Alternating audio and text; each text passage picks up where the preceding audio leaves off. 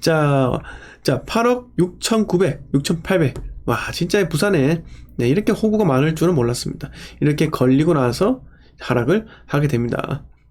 아마 하락 기간이 좀 길어지겠죠. 왜냐하면 금액대 보세요. 4억 7,250. 네, 2배가 올랐죠. 짧은 시간 만에. 네. 원래 이렇게 상승하는 게, 네, 오랫동안 상승한 게 정석인데, 네, 거의 2억대. 아이고, 진짜. 이 2억대가 얼마 갔습니까? 8억대까지 이렇게 갔습니다. 자, 여기서 앞으로 이게 어떻게 될까요? 언제 매수하면 좋을까요? 매수 시점이요? 본인이 언제 매수해야 되는지 제가 잘 모르겠지만요. 언제요? 올해, 가을에. 네. 레이 카운팅 있다는 거, 네, 잊지 않았죠? 네, 잊지 않았습니까? 네, 까먹으면 안 돼요. 네, 레이 카운티가 4,470세대입니다. 네, 여기 입주가 있고요. 내년에 또 뭐가 있습니까? 네, 내년에 레미안 포레스트지가 또 입주가 또 앞두고 있죠. 언제 입주하죠? 24년 9월 4,043세대입니다. 결국 여기와 네, 여기 네, 동네 레미안 하이파크, 그 다음에 지표가 될 수 있는 레이 카운티. 이렇게. 그래요. 어쨌든 간에 매수를 할 거면요. 제 생각은 어차피 실거주라고 한다면 충분히 떨어진, 네. 이, 레이 카운티가 입주하는 이 시점에 한번 매수하는 것도 참 좋을 것 같아요. 네. 근데 투자로는요, 또 다른 이야기예요. 저번에도 말씀드렸지만, 투자는요, 에코델타 시티 해야 됩니다. 네. 에코델타 시티. 그때 입주하는, 그때, 네, 어마어마한 소용돌이가 몰아칠 거라 생각을 해요. 네, 파란 신호등님 반갑습니다. 구시아님 반갑고요. 네, 김부광님 반갑고요. 지인님 반갑습니다. 라피타님 반갑습니다. 아따 가부자고님 반갑습니다. 안녕하세요. 라이브는 처음이네요. 아이고 감사드려요. 네, 박정민님께서 2020년도에 해운대 달맞이 유림 노르웨이 숲 10월에 샀는데 지금 팔려고 하는데요. 어떻게 생각하시는지요? 아마 잘 안 팔릴걸요? 자, 해운대 달맞이 네, 노르웨이 숲 이게 보시면은 252%의 뭡니까? 주상복합 같은 네, 그런 류죠. 364세대밖에 되지 않고요. 네. 자, 보시면은 지금 2020년에 샀다고 해요. 2020년 이때 6억대 매수하신 거죠. 네, 6억대 매수하셨는데 지금 7억 5천. 근데 최근에 이제 거래된 거 보면 6억 5,500. 입니다. 아마 거래를 체결하기가 좀 힘들 것 같기도 하고요. 뭐 내놓으셔서 다른 쪽에 투자를 할 거면요. 투자를 하는 게 좋을 것 같다라는 생각이 들어요. 네. 명분이 있어야 됩니다. 명분. 본인이 어디 투자를 할 것인가. 네. 이 명분이 가장 중요하고요. 그걸 꾸준하게 찾아보세요. 제 방송 보시면서요.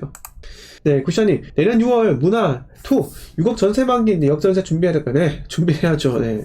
6억의 전세를 네, 세팅했어요. 네, 그거 6억 받아서 어디 갔어요? 6억 받아서 혹시 다른 아파트 또 샀습니까? 자, 인사이트님 반갑고요. 우수님 반갑습니다. 김민아님 반갑습니다. 자, 미라클님께서 네, 신도시 특별법 네, 500% 용적률 주생님은 어떻게 보시는지요? 시간이 흐르면서 수도권 공급 과잉으로 기존 주택시장이 하락되는 거 아닐까요? 일단 3기 신도시가 있기 때문에 공급은 많습니다. 네, 근데 용적률 500%? 솔직히 말씀드려가지고 용적률 500까지 줄 정신 나간 지자체가 또 없지 않을까 생각도 들어요. 네. 왜냐, 그렇게 하면 도시 경관이 다 박살나기 때문에 도계위에서 그렇게 통과가 안 될 것 같다라는 생각도 듭니다. 네. 자, 라피타님께서 대구 중개사들하고 통화해보니 아파트 대출계 있음 전세가 절대 안 나가는 당연하죠. 네. 전세 보증을 해줘도 전세권 설정을 해준다 해도 선택지가 많다 보니 안 한다고 합니다. 이 말이 사실일까요? 그리고 주담대뿐만 아니라 신용대출에 영향을 끼치는 것일까요? 자, 아파트에 선순위 대출 남겨져 있다. 네, 세입자보다 먼저 경매당했을 때 배당받는 선순위 대출이 있다. 라고 한다면은, 네, 당연히 안 들어가죠. 왜? 나의 대항력은요, 후순위이기 때문에 경매 낙찰받는 즉시 대항력은요, 사라집니다. 전세권 설정, 여러분, 전세권 설정이 뭔지 아세요? 네. 자, 전세권 설정은요, 1번 예전이에요. 전입신고 플러스 확정일자 이거하고 저하고 동일한 날짜다. 동일한 날짜. 네, 그러면은 똑같아요. 전입신고하고 확정일자 받는 거하고 전세권 설정하는 거랑 똑같다고요. 그런데 차이점이 뭘까요? 차이점 뭡니까? 자, 전세권 설정은요 바로 전세금 반환 청구 소송 걸면 돼요. 죄송합니다. 전세권 설정은요 경매로 간 절차가 좀 더 간편합니다. 그거밖에 없어요. 하지만 전입신고 확정일자는요, 내가 전세금 돌려받지 못한다는 걸 소송을 해서 이겨야 돼요. 그게 좀 다릅니다. 그래서 전세금 설정이요, 전세금 돌려받지 못하면 이게 채권이기 때문에 바로 소송을 넣을 수가 있다는 거예요. 그래서 경매로 집어넣을 수 있다는 거죠. 이게 바로 전세권 설정하는 게 임의경매죠. 네. 맞나요? 제가 이거 맨날 까먹어요. 임의경매, 네. 강제경매, 네. 전세권 설정. 자, 그쵸. 임의경매죠. 네. 여기. 어떤 게 임의경매고 어떤 게 강제경매일까요? 라고 하십니다. 네. 임의경매는요, 근저당 설정됐고, 어쩌고 해가지고, 네. 이거 강제경매인데요. 강제경매는 전세권하고 담보가등기 등의 담보권 실행하는 경우, 죄송합니다. 자, 저당권, 유치권, 질권, 전세권, 담보가등기 등의 담보권을 실행하는 경우 임의경매다. 그러니까 임의경매니까 좀 더 빠를 수가 있다는 거예요. 네, 네. 자, 잠시만요. 이렇게 말씀을 드렸고, 그 다음에, 네. 그쵸. 대출 없는 것도 있는데, 대출 없는 곳에 들어가지. 뭐하러 그렇게 합니까? 네. 그리고 보증보험 대출 받고, 그렇게 하면, 이 대출 없다. 대출이 있다는 천지 차이예요. 아무리 대출이 1,000만원, 2,000만원 밖에 없다 하더라도, 세입자는요, 지저분하면 안 들어갑니다. 네? 안 들어가요. 자, 파코님께서 1가구 2주택인데, 취득세 중과 풀리기 전에 들어가기 힘들 것 같은데요. 남북주택이 애물단지네요. 라고 하셨습니다. 네. 그러면 현재 지금 거주하고 있는 아파트, 네, 매도하면 어떨까요? 그거부터 일단 매도를 한번 해보시면 어떨까요? 가격을 좀 더 다운을 하더라도, 네, 가격을 좀 더 다운을 하더라도 그걸 매도 치고요 넘어가는 게 낫지 않겠습니까? 네. 자, 복길의 순돌님께서 센트리즈 언제 입주할까요? 라고 하십니다. 네, 급하시죠? 네. 자, 어떻게 생각하세요? 순돌님, 센트리즈 언제 매수하기 좋을까요? 네. 서울 크로커님, 뭐가 큰일이라는 거죠? 자, 크로커님, 뭐 이렇게 급하세요? 네. 방송 아직까지 20분, 30분 남았어요. 네. 자, 아따 가보자고님께서, 울산 올해 말 전세 만기 때 매매하려는데, 대연도샵이나 번영센트로, 도샵 번영센트로, 둘 중 어느 게 나을까요? 자, 아따 가보자고님. 둘 중에, 네. 신축 사세요. 근데, 이거 상황만 달라요. 아따 가보자고님. 네. 혹시 자녀가 초등학교 들어가세요? 초등학교 혹시 들어가십니까? 아니면은 뭐 신혼부부예요?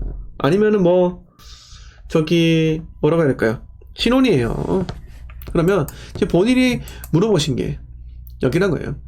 도샵 번영센트로를 매수할까요? 아니면 대연도샵을 살까요? 자, 2018년식이고요. 하나는 2023년식이에요. 5년 정도 차이가 납니다. 그럼 어디를 사야 될까요? 만약에 초등학교 자녀가 있으면요, 여길 사야겠죠. 왜요? 학교 다 여기 붙어 있잖아요. 그럼 여기를 가야 되고, 신혼이다 그러면은 여길 사야겠죠. 왜? 신축이니까. 신축 더샵. 네, 더샵인데 신축. 이걸 매수를 해야 되는 거예요. 근데 실질적으로 여기는요, 여기보다 거주 환경이 좋을까요? 여러분들 자율적인 판단하에, 네, 맡기겠습니다. 네. 자, 이은재님 반갑습니다. 감사하고요. 포도포도님 반갑습니다. 네. 자, 김부광님께서 부산은 언제 매수해야 할까요? 라고 하셨습니다. 자, 김부광님, 부산 실거주가 있고요. 부산에 투자가 있습니다. 근데 저는요, 투자라고 이야기 드리고 싶어요. 투자를 해야 한다. 네. 실거주는요, 실거주는 언제든지 매수해도 된다 이 말이 아니고, 실거주는요, 가장 큰 입주장이 터지는, 네, 아마 올해 언제요? 가을에 뭐가 입주하죠? 부산에 연말에 뭐가 입주합니까? 레이 카운티. 자, 레이 카운티 입주장을 보면서 추이를 봐도 늦지 않습니다. 네, 제 동네 사직 이쪽이 지옥이에요. 지옥입니다. 네, 보시고 천천히 실거주면요, 뭐 올해 내로 그냥 매수하면 돼요. 근데 투자면요, 좀 더 기다리세요. 전세가가 너무 낮습니다. 지나치게. 자, 남작가님 반갑습니다. 네, 박건님 화급지. 네, 흐흐 이렇게 하셨고요. 네. 자, 그리고 도끼의 순돌림, 제가 계속 말씀드렸습니다. 네, 영상 쭉 보시다 보면은 제가 언제 울산에 매수해야 된다 이렇게 말씀을 말하는 걸, 네, 그 의미를 알 수 있을 거예요. 자, 울산 같은 경우는 이래요. 네, 여러분들께서 뭐 광역시 부동산을 또 무시할 수 있습니다. 하지만 광역시 부동산은 철저하게 수급으로만 움직이는 도시죠. 네, 그러면 언제 사야 한다? 입주장 때 사는 겁니다. 가장 입주 물량이 많은 곳을 사야 되고요. 오늘 잠깐 말씀을 드리자면은, 제가 생각할 때예요. 네, 투자자인 주선생이 생각할 때는요, 자, 우리가 5대 광역시가 있습니다. 5대 광역시 뭐가 있습니까? 자, 서쪽부터 할까요? 대전, 광주, 또 대구, 울산, 부산입니다. 이렇게 5개 도시가 이렇게 있고요. 자, 대전입니다. 대전은요, 2022년도에 만 세대가 터지면서 힘들었어요. 네, 23년도 올해는요, 입주 물량이 별로 없습니다. 자, 24년도는요, 입주 물량 많아요. 25년은요, 입주 물량 많습니다. 자, 24, 25 입주 물량이 많기 때문에 저는요, 언제 사야 한다? 대전은요, 요때. 24년도에 매수하면 돼요. 왜 그러냐? 자, 세종으로 가볼까요? 대전과 세종은요, 한 몸이에요. 자, 세종 어떻습니까? 입주 물량 이때 많죠? 입주 물량 없어요. 없습니다. 어제도 말씀드렸어요. 네. 자, 보세요. 8억가 올랐죠? 26평이 뚝 떨어집니다. 제가 뭐라고 했습니까? 세종은 2022년 박앤셀 끝이다 라고 말씀드렸어요. 그리고 전세가 상승한다 분명히 말씀드렸습니다. 네, 왜? 아니, 입주 물량 없기 때문에 전세가 상승한다. 네. 그러면은 2022년도에 매수했어야 되는 사람들은 뭐냐? 주택담보대출 땡겨서 실거주하는 사람들은요, 무조건 들어가야 한다라고 제가 말씀을 드렸어요. 근데 지금 어떻습니까? 네, 어때요? 전세가 이제 회복을 할 겁니다. 상승한다고요. 여러분, 기준금리 동결됐습니다. 네. 기준금리가 뭐예요? 간단히 말씀드려가지고, 시중은행이 한국은행에 돈을 빌릴 때, 네, 내는 금리예요. 네. 그때 기준하는 게 금리라고요. 네. 기준금리. 한국은행에 돈 빌릴 때, 네, 기준으로 삼는 금리라고요. 자, 근데, 여러분, 그게 동결됐어요. 또 올라갈지 내려갈지 몰라요. 하지만, 이제는요, 금리 인상에 좀 한계가 오지 않았나, 라는 생각이 드는 거예요. 네, 이제 정부에서 같이 좀 살자. 서민들하고 금융위, 그리고 은행, 정부, 같이 좀 살자. 그리고 성렬이 형, 같이 살자 이거예요. 네? 그럼 어떻게 해야 됩니까? 시중은행, 니네 이때가 돈 많이 벌었잖아. 그러면 이제 니네가 좀 양보를 해라. 라는 겁니다. 네. 금리 인상이요. 실제로, 또다시 폭등하기 에는 대한민국 경제가 좀 위태롭긴 해요. 네. 그래서 제가 말씀드린 겁니다. 이제 금리 인상이요. 서서히 멈추게 되고, 네. 은행 예금금리가 감소하게 되잖아요.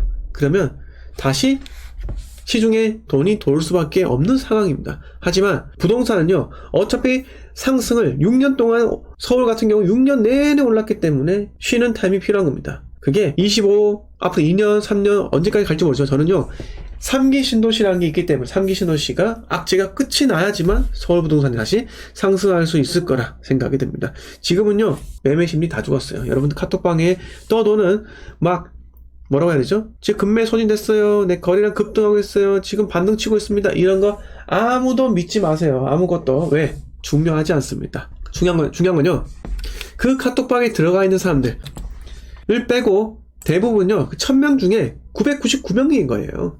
999명은요, 부동산에 대해서 관심이 없습니다. 그러면 심리가 다 죽은 거예요. 아무리 한 명이 떠들어봤자, 여러분, 부동산 시장이 다시 끌어오르지 않아요. 여러분, 그 실험 본 적 있어요? 횡단보도에서 어떤 사람이, 자, 횡단보도 손가락 가리키기인가요? 실험? 이게 사회 실험이었던 것 같은데, 사회적 실험. 이거였나? 잠깐만요. 이거 아세요? 여러분들이 교육을 받으러 가면 이게 항상 나옵니다. 자, 한 명이 하늘을 보면서 가리키면요, 아무도 안 쳐다봐요. 저 미친놈인가? 이렇게 한다고요. 근데, 2명 하면 또 지나가는 사람들이. 2명이 미쳤거든요, 쌍으로. 네. 근데 3명이 하잖아요? 사람들이, 뭐지? 하면서 하늘을 쳐다보게 됩니다. 네. 다수가 손가락을 가리키면서 하늘을 쳐다본다. 라고 하면은, 그게 뭘까요? 네. 그게 군중 심리를 자극한다는 거예요. 즉, 하늘의 손가락을 가리키는 사람들이 많을수록, 네. 대중들은요, 혼돈의 시기에 빠지지만요, 하늘의 손가락을 하나만 가리키는 사람이 단 하나만 있다면요, 대부분의 사람들은 신호등, 횡단보도를 그냥 건너간다는 거예요. 관심이 없어요, 여러분들. 네? 그래서 교수님들 있죠? 제가 세상에서 제일 안타까운 사람들 뭐예요? 제가 세상에서 가장 안타깝다고 생각하는 사람들 뭔지 아십니까? 뭘까요? 여러분, 제가 생각할 때는요, 가방끈 긴 사람들이 제일 불쌍해요. 석사 박사하는 사람들, 무턱대고요. 그 중에서 문과에서 석사 박사하는 사람들, 정말 저는요, 왜 그러시나 라는 생각이 들기도 합니다. 네? 아무 목적 없이. 차라리 경영학 석사 박사, 경제학 석박사는요, 어디 취업이라 되죠. 네? 어디 저기 인문학, 네, 석박사는요, 단순히 가방끈만 길게 하려고 석박사를 딴 거면요, 그건 정말 문제가 심각한 겁니다. 네. 자, 그리고 여러분, 이 부동산 전문가라고 하는 게 여러분 정말 웃겨요. 네? 그 전문가가 찍어준다 해가지고 부동산 올라갑니까? 아니라는 거예요. 부동산은요, 때가 되면 올라가요. 자, 제가 여러분들 부동산에 대한 비밀을 이야기해줬잖아요. 부동산 투자에 대한 비밀. 부동산이 왜 오릅니까? 네? 부동산이 왜 올라요? 부동산 오르는 이유에 대해서 설명해 주실 분 있습니까? 네? 자, 아파트 가격 상승해서 아니잖아요. 모른다겠니. 부동산 가격이 상승한 이유를 말씀드렸는데, 네. 왜 갑자기 아파트 가격이 상승해서 이렇게 말하십니까? 네. 자, 부동산 가격이 상승하는 이유는요, 사람들이 사기 때문이에요. 네. 사람들이 많이 사기 때문이에요. 그쵸? 어봉님 맞습니다. 사는 사람이 많아질 때, 즉, 사는 사람이 증가할 때 부동산이 상승을 한다고요.